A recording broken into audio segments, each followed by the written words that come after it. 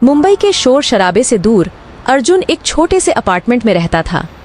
उसका पूरा कमरा कागजों से भरा हुआ है। यहाँ की दीवारों पर उसकी लेखनी की धूल छाई थी। उसके दीवार पर पुस्तकों का एक बड़ा बंडल था, जिनमें से कुछ किताबें तो बंद पड़ी थीं, तो कुछ फैली हुई थीं। अर्जुन एक अनुभवी लेखक था जो अपनी किस्मत के खिलाफ लड़ रहा था। उसने कई कहानियां लिखी, लेकिन हर बार उसकी कहानी किसी न किसी वजह से नहीं चल पा रही थी। उसकी आखिरी कुछ किताबें भी असफल रही थीं और वह अब अपना उत्साह खो चुका था। एक दिन वह जब शाम को बाजार से घर लौट रहा था, तभी उसको रास्ते में एक पुरानी किताबों की दुकान का पर्चा मिला, जिसमें उस दुकान का पता था। उसने उस कागज को उठा लिया और उसको अपने साथ घर ले गया। घर पर पहुंचकर उसने सोचा, किस्मत ने तो मेरे सारे रास्ते बंद कर दिए हैं। क्यों न मैं एक बार उस दुकान पर चला जाऊं। क्या पता मुझे वहां पर अपनी नई कहानी के लिए कोई नई कल्पना मिल जाए। इस बात को लेकर उसने गहरा विचार किया। फिर उसने अगले दिन उस दुकान पर जाने का फैसला किया। अगले दिन अर्जुन अपने अपार्टमेंट से बाहर निकलता है और उस दुकान की तरफ चलने लगा। रास्ते में चलते हुए उसके मन में एक ही सवाल था, क्या किताबों में छिपी अनसुलझी कहानी मेरी जिंदगी को बदल सकती है? यही सोचते सोचते वह दुकान के पास पहुंच जाता है। देखने से वह दुकान बहुत पुरानी लग रही थी। दुकान के बाहर लगे बोर्ड पर पुरानी किताबें लिखा था और दुकान की खिड़कियों पर भी धूल जमी हुई थी। देखने से तो ये दुकान बहुत पुरानी लग रही है। क्या सच में यहाँ से मुझे कोई नई कहानी मिल पाएगी? अर्जुन संकोचते हुए उस दुकान के अंदर दाखिल हो जाता है। अर्जुन ने धीरे से दरवाजा खोला और अंदर कदम रखा। दुकान के अंदर हर जगह किताबें तो थीं, पर धूल की हल्की सी परत के साथ। पुराने पन्नों की महक और किताबों की नाजुक स्थिति ने उसे आकर्षित कर लिया। उसके मन में जो संकोचना थी, वह धीरे धीरे से गायब हो गई, मानो किताबों की धूल ने उसके मन की धूल को साफ कर दिया। दुकान में पहुंचते ही वह किताबों को देखने लगा। उसने यह भी नहीं ध्यान दिया कि काउंटर पर एक बूढ़ा व्यक्ति बैठा है, जो कि दुकान का मालिक है। बूढ़ा व्यक्ति अर्जुन से पूछता है, क्या आप कुछ खास ढूंढ रहे हैं साहब? अर्जुन जवाब में कहता है, बस यूं ही देख रहा हूँ। यहाँ बहुत सारी पुरानी किताबें हैं। हाँ, यह दुकान कई वर्षों से है। यहाँ कई अनमोल खजाने छुपे हुए हैं। अर्जुन एक पुरानी धूल भरी अलमारी के पास जाता है और किताबें देखता है। अचानक उसकी नजर एक किताब पर पड़ती है, जो दूसरी किताबों के पीछे छुपी होती है। अर्जुन अपने मन में बोलता है, यहाँ पर कौन सी किताब छुपी है? अर्जुन किताब को निकालता है और उसके कवर को ध्यान से देखता है। अधूरे कत्ल, ये किताब कहाँ से आई? अरे, यह तो बहुत पुरानी किताब है। किसी ने इसे यहाँ छोड़ दिया था। इसके बारे में तो मुझे भी ज्यादा जानकारी नहीं है। रहस्यमय शीर्षक से प्रभावित होकर अर्जुन ने पुरानी किताब खरीदने का फैसला किया। वह जानता था कि इसमें कुछ तो खास बात है, कुछ ऐसा जो उसकी खोज को नई दिशा दे सकता है। अर्जुन काउंटर पर जाकर उस किताब को खरीद लेता है। आपको इस किताब में कुछ खास मिलेगा साहब, ध्यान से पढ़िएगा। धन्यवाद, मैं जरूर पढ़ूंगा। अर्जुन किताब खरीदकर दुकान से बाहर निकल जाता है। उसके हाथ में किताब है और चेहरे पर एक नया उत्साह। अर्जुन ने अपनी नई किताब के साथ दुकान छोड़ी। फिर वह सीधे अपने अपार्टमेंट के लिए निकल पड़ता है, ये जाने बिना कि वह किस रहस्यमय यात्रा पर निकलने वाला है। अपार्टमेंट पर पहुंचते ही अर्जुन उस किताब को पढ़ना शुरू कर देता है। किताब पढ़ते पढ़ते वह उसमें खो जाता है। उस किताब को पढ़ते हुए उसे यह पता चलता है कि यह घटना धर्मपुर नाम के एक छोटे से गांव में हुई हत्याओं के सिलसिलों का विवरण देती है। कहानी अचानक खत्म हो जाती है, लेकिन हत्याओं का रहस्य अनसुलझा ही रह जाता है। अर्जुन का दिमाग इस कहानी में पूरी तरह उलझ गया था। उसने उस किताब को ध्यान से पढ़ा, हर विवरण को गौर से देखा और नोट्स बनाए। उसकी दीवारें अब उन घटनाओं की जानकारी और नोट्स से भर गई थीं। धर्मपुर, इस गांव के बारे में कहीं कुछ तो होना चाहिए। फिर उसने इंटरनेट पर और पुराने अखबारों में खोजबीन शुरू की। उसे एहसास हुआ कि धर्मपुर में हुई हत्याएं वास्तव में हुई थीं। पुराने अखबारों में इन घटनाओं के विवरण और पुलिस की असफल कोशिशें दर्ज थीं। ये सब सच में हुआ था और अब तक अनसुलझा है। अर्जुन ने एक नक्शा तैयार किया, जिसमें उसने हत्याओं के स्थानों और तारीखों को चिह्नित किया। यह उसकी खोज को दिशा देने वाला पहला कदम था। अर्जुन अपने डेस्क पर बैठा किताब के नोट्स और अखबार की कतरनों की तुलना करने लगता है। इन घटनाओं के बीच कुछ तो कड़ी है, कुछ ऐसा जो अब तक किसी ने नहीं देखा। अर्जुन ने अपने लैपटॉप पर धर्मपुर की वर्तमान स्थिति के बारे में जानने की कोशिश की। गांव के बारे में अधिक जानकारी जुटाते हुए उसने वहां के लोगों के बारे में पढ़ा जो अब भी उस रहस्य से डरते थे। मुझे धर्मपुर जाना होगा, वहां जाकर ही सच्चाई का पता लगाया जा सकता है। जैसे ही अर्जुन ने धर्मपुर जाने का फैसला किया, उसे एहसास हुआ कि वह एक बड़ी खोज की ओर बढ़ रहा है। उसकी जिंदगी एक नई दिशा में जाने वाली थी, जहां हर कदम पर रहस्य और खतरे थे। अर्जुन अपने सफर पर जाने के लिए जरूरी सामान पैक करने लगता है। सामान पैक करके उसने अपार्टमेंट बंद किया और बस स्टेशन की ओर निकल पड़ता है। बस स्टेशन पहुंचकर वह धर्मपुर जाने वाली बस में बैठ जाता है। उसके हाथ में वह किताब है और चेहरे पर एक दृढ़ संकल्प। सच्चाई की खोज में अर्जुन ने धर्मपुर का सफर शुरू किया। उसकी यात्रा केवल एक लेखक की नहीं, बल्कि एक जासूस की थी, जो अनसुलझे कत्ल की गुत्थी सुलझाने का इरादा रखता था। अर्जुन ने धर्मपुर पहुंचने के लिए लंबी और कठिन यात्रा की। बस ने उसे गांव के बाहर उतार दिया, जहां से उसने पैदल ही आगे का रास्ता तय किया। गांव में घुसते ही अर्जुन को एक अजीब सा सन्नाटा महसूस हुआ। ये जगह अलग थलग और डरावनी थी, जैसे यहां समय थम गया हो। अर्जुन एक पुरानी सराय के सामने रुकता है, जो गांव में रहने का एकमात्र स्थान था। सराय का बोर्ड जंग खाया हुआ है और भवन जर्जर हो चुका था। यही जगह ठीक रहेगी।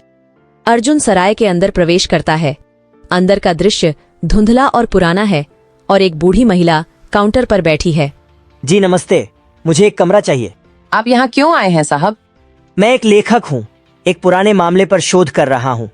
कुछ दिनों के लिए यहाँ रुकना चाहता हूँ। ठीक है, ऊपर की मंजिल पर एक कमरा खाली है। अर्जुन अपना सामान लेकर सीढ़ियों से ऊपर जाता है और कमरे में प्रवेश करता है। कमरा साधारण है, लेकिन रहने लायक है। अर्जुन ने अपने अस्थायी निवास को ठीक किया और तुरंत काम पर लग गया। उसकी खोज यहाँ से शुरू होती थी। अर्जुन कमरे में बैठकर धर्मपुर के नक्शे और नोट्स फैलाता है। मुझे पहले गांव वालों से बात करनी होगी, शायद वे कुछ जानते हों। अगले दिन अर्जुन गांव में टहलते हुए गांव वालों से बातचीत करने की कोशिश करता है। आप यहाँ क्यों आए हैं? मैं एक लेखक हूँ और एक पुराने मामले पर शोध कर रहा हूँ, और मेरी शोध मुझे आपके गांव तक ले आई। गांव वाले संदिग्ध निगाहों से एक दूसरे को देखते हैं, लेकिन कुछ कहते नहीं, क्योंकि वे अतीत की बातें दोबारा नहीं करना चाहते थे। लेकिन अर्जुन ने हार नहीं मानी। अर्जुन वहां से दूसरी जगह की ओर चल देता है। अर्जुन एक बूढ़े व्यक्ति के पास जाता है, जो एक पेड़ के नीचे बैठा है। नमस्ते, मैं धर्मपुर में हुई पुरानी हत्याओं के बारे में जानना चाहता हूँ। क्या आप मुझे उन घटनाओं के बारे में कुछ बता सकते हैं? आपको यहाँ कुछ नहीं मिलेगा। ये बातें पुरानी हो गई हैं और उन्हें भुला देना ही अच्छा है। मुझे सिर्फ सच जानना है, शायद इससे उन आत्माओं को शांति मिल सके। बूढ़ा व्यक्ति थोड़ी देर सोचता है, फिर गहरी सांस लेकर अर्जुन को कुछ बताने का फैसला करता है। ठीक है, मैं आपको बताता हूँ, पर ध्यान से सुनिएगा। कई साल पहले धर्मपुर एक शांत और खुशहाल गांव हुआ करता था। लोग एक दूसरे के साथ मिलजुल कर रहते थे और जीवन सरल था। लेकिन फिर अचानक ही इस गांव में एक काला साया छा गया। पहली घटना तब हुई जब एक रात गांव के एक परिवार में एक खौफनाक चीख सुनाई दी। अगली सुबह लोग उस घर में पहुंचे तो उन्होंने देखा कि परिवार के सभी सदस्य मारे गए थे। पुलिस आई, लेकिन उनके हाथ कोई सुराग नहीं लगा। हत्या का तरीका अजीब था, जैसे किसी अनजान शक्ति का प्रयोग हुआ हो। गांव वाले डरे हुए थे, लेकिन उन्हें उम्मीद थी कि यह बस एक बार की घटना थी। कुछ ही महीनों बाद दूसरी हत्या हुई। इस बार एक व्यक्ति को उसके खेत में मारा गया। फिर से पुलिस को कोई सुराग नहीं मिला। गांव वाले समझ नहीं पा रहे थे कि यह सब कौन कर रहा है और क्यों। एक के बाद एक हत्याएं होती रहीं और हर बार पुलिस खाली हाथ लौटती रही। यह किसी सामान्य व्यक्ति का काम नहीं हो सकता। ये जरूर किसी प्रेतात्मा या शाप का असर है। गांव में कई अफवाहें फैलने लगीं। कुछ लोग इसे किसी प्राचीन शाप का परिणाम मानते थे, तो कुछ लोग इसे किसी अदृश्य दुश्मन का काम। पुलिस विभाग ने अपना एक नया अधिकारी भेजा, जिसने गांव में रहकर जांच करने का फैसला किया। उसने गांव में घूमते हुए सभी लोगों से पूछताछ करी। अधिकारी को भी लगा कि यहाँ कुछ न कुछ ऐसा जरूर है जिसे हम सब देख नहीं पा रहे। एक रात जब वह गश्त लगा रहा था, तभी उसने एक रहस्यमयी व्यक्ति को देखा और उसका पीछा किया। लेकिन वह व्यक्ति अचानक गायब हो गया और अधिकारी को कुछ नहीं मिला। अगली सुबह गांव वालों ने उस पुलिस अधिकारी का शव एक खेत में पाया। उसके चेहरे पर डर के भाव थे, जैसे उसने कुछ भयानक देख लिया हो। इन घटनाओं के बाद गांव वालों ने डर के मारे गांव छोड़ने का फैसला किया। वे अपने घर बार छोड़कर दूसरी जगह चले गए। अब सिर्फ कुछ ही लोग बचे हैं जो इस गांव को नहीं छोड़ना चाहते, क्योंकि उनकी भी मजबूरी है, क्योंकि उनका बाहर कोई दूसरा ठिकाना नहीं है। अगर तुम्हें और जानकारी चाहिए तो फिर तुम्हें गांव की पुरानी लाइब्रेरी में जाकर पुरानी फाइल्स को खंगालना चाहिए। बूढ़े व्यक्ति ने अर्जुन को अपनी खोज शुरू करने के लिए जरूरी जानकारी दे दी थी। अब उसने गांव वालों के बीच से सत्य की कड़ियाओं जोड़ना शुरू कर दिया था। अर्जुन को बूढ़े व्यक्ति से पता चला कि अगर उसे हत्याओं के बारे में और जानकारी चाहिए तो उसे पुस्तकालय जाना होगा। वहां पुराने रिकॉर्ड्स और दस्तावेजों में शायद उसे कुछ सुराग मिल सकते हैं। अर्जुन एक पतली गली से होकर पुस्तकालय की ओर बढ़ता है, जहां चारों ओर शांत वातावरण है। अर्जुन पुस्तकालय के सामने रुकता है, जो पुराना और धूल से भरा दिख रहा है। अर्जुन पुस्तकालय के दरवाजे को खोलता है और अंदर प्रवेश करता है, जहां किताबों के ढेर के बीच एक बूढ़े लाइब्रेरियन एक कोने में बैठे हैं। अर्जुन उनके पास जाता है। नमस्ते, मुझे धर्मपुर में हुई पुरानी हत्याओं के बारे में कुछ जानकारी चाहिए। बूढ़े लाइब्रेरियन एक गहरी सांस लेते हुए अर्जुन को जवाब में कहता है, मैं उन दिनों को याद करता हूँ तो दुखी हो जाता हूँ। वे बहुत दुखद घटना थी। कितनी जिंदगियां खत्म हो गईं। लाइब्रेरियन ने अर्जुन को बताया कि इन हत्याओं के बारे में कई कहानियां प्रचलित थीं, लेकिन कोई भी पुख्ता जानकारी नहीं थी। यहाँ इन फाइल्स में उन घटनाओं का जिक्र है। शायद तुम्हें इसमें कुछ काम की जानकारी मिल सके। धन्यवाद, मैं इन्हें जरूर पढ़ूंगा। क्या आपको कोई और जानकारी याद है जो इन हत्याओं से संबंधित हो? एक बात जरूर याद आती है। इन हत्याओं के बाद गांव में कुछ अजीब घटनाएं घटित होने लगीं। लोग कहते थे कि उन्होंने रात में कुछ परछाइयां देखी हैं, जो उन घरों के आसपास घूमती थीं जहां हत्याएं हुई थीं। अर्जुन लाइब्रेरियन से पूछता है, क्या आपको लगता है कि इन घटनाओं का इन हत्याओं से कोई संबंध है?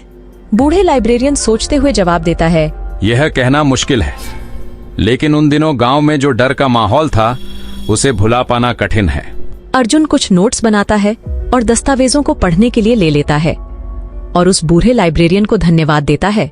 धन्यवाद, आपकी मदद से मुझे कुछ सुराग मिले हैं। अब मुझे एक और व्यक्ति से मिलना होगा। अर्जुन लाइब्रेरियन को धन्यवाद देकर पुस्तकालय से बाहर निकलता है। पुस्तकालय में मिली जानकारी ने अर्जुन को कुछ प्रमुख नाम और घटनाओं के बारे में बताया था। अब उसकी अगली मंजिल थी गांव का एक पुलिस अधिकारी, जो इन मामलों की जांच कर चुका था। अर्जुन गांव की तंग गलियों से गुजरता है। चारों ओर छोटे छोटे घर और दूर दूर तक फैला सन्नाटा। अर्जुन चलते चलते एक चाय की दुकान के पास रुकता है, जहां कुछ गांव वाले बैठे हुए हैं। शायद इन लोगों से भी कुछ पता चल सकता है। नमस्ते, क्या आप मुझे गांव के सेवानिवृत्त पुलिस अधिकारी के घर का रास्ता बता सकते हैं? एक गांव वाला उससे पूछता है, आप किस लिए पूछ रहे हैं? मैं एक लेखक हूँ, पुरानी हत्याओं पर शोध कर रहा हूँ। मुझे उन हत्याओं से जुड़ी कुछ जानकारी चाहिए। दूसरा गांव वाला अर्जुन को संदिग्ध नजरों से देखता है। वह तो गांव के किनारे वाले घर में रहते हैं, लेकिन इन मामलों के बारे में बात करना यहाँ पसंद नहीं किया जाता। धन्यवाद, मुझे सिर्फ कुछ जानकारी चाहिए। अर्जुन गांव के बाहरी इलाके में पहुंच जाता है, जहां उस पुलिस अधिकारी का घर था। अर्जुन दरवाजा खटखटाता है। कुछ देर बाद दरवाजा खुलता है और एक वृद्ध पुलिस अधिकारी बाहर आता है। हाँ, क्या बात है? नमस्ते, मैं अर्जुन हूँ। मैं धर्मपुर में हुई पुरानी हत्याओं पर शोध कर रहा हूँ। क्या आप मेरी मदद कर सकते हैं? पुलिस अधिकारी गहरी सांस लेते हुए उसे अंदर आने के लिए बोलता है। आओ, अंदर आओ, बैठो। ये मामला मेरे लिए भी एक रहस्य ही बना रहा। हमने हर संभव प्रयास किया, लेकिन हमें कोई ठोस सुराग नहीं मिला। हर बार हत्यारा हमारे हाथों से फिसल जाता था। ऐसा लगता था जैसे कोई अदृश्य शक्ति इसमें शामिल हो। क्या आपके पास कोई पुराने रिकॉर्ड या नोट्स हैं जो मुझे मदद कर सकते हैं? सेवानिवृत्त पुलिस अधिकारी एक फाइलें निकालता है। यहाँ इनमें कुछ पुराने केस फाइल्स हैं, शायद इनमें कुछ जानकारी हो। इन फाइलों में कुछ बहुत ही महत्वपूर्ण सुराग हैं। मैं इनका अध्ययन करूंगा। यदि तुम्हें किसी भी प्रकार की मदद चाहिए हो तो बेहिचक आना।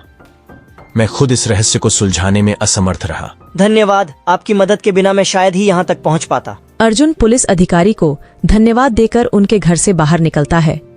पुलिस अधिकारी से मिली जानकारी ने अर्जुन को और भी प्रेरित कर दिया था। अर्जुन ने अब तक की जानकारी को जोड़कर एक चित्र बनाने की कोशिश की। अर्जुन को अब ऐसी महिला से मिलना था जो गांव में अकेली रहती थी, जिसके पास पहेली के कुछ और टुकड़े थे। अर्जुन गांव के एक सुनसान इलाके में पहुंचता है, जहां एक छोटा पुराना घर है। यह महिला गांव में एकांत में रहती थी और लोगों से कम ही मिलती थी, लेकिन अर्जुन को यकीन था कि उसके पास कुछ महत्वपूर्ण जानकारी हो सकती है। अर्जुन दरवाजा खटखटाता है। कुछ देर बाद दरवाजा खुलता है और एक अधेड़ उम्र की महिला बाहर आती है। तुम कौन हो और यहाँ क्यों आए हो? नमस्ते, मैं अर्जुन हूँ। मैं धर्मपुर में हुई पुरानी हत्याओं पर शोध कर रहा हूँ। क्या आप मेरी मदद कर सकती हैं? यहाँ बहुत लोग आते हैं लेकिन कोई सच को जान नहीं पाता। तुम अलग कैसे हो? मुझे सिर्फ सच्चाई का पता लगाना है, शायद इससे उन आत्माओं को शांति मिल सके। महिला थोड़ी देर सोचती है, फिर अर्जुन को अंदर आने के लिए कहती है। ठीक है, अंदर आओ। मेरा नाम शुभा है। मैं उन दिनों को कभी नहीं भूल सकती। यहाँ कुछ ऐसा था जो हम समझ नहीं पाए। मैं तुम्हें कुछ दिखाना चाहती हूँ। शुभा के पास उन घटनाओं से संबंधित कई पुरानी डायरियां और तस्वीरें थीं। अर्जुन ने उन्हें देखा और पाया कि उनमें कुछ महत्वपूर्ण सुराग थे जो पुलिस और लाइब्रेरियन की जानकारी से मेल खाते थे।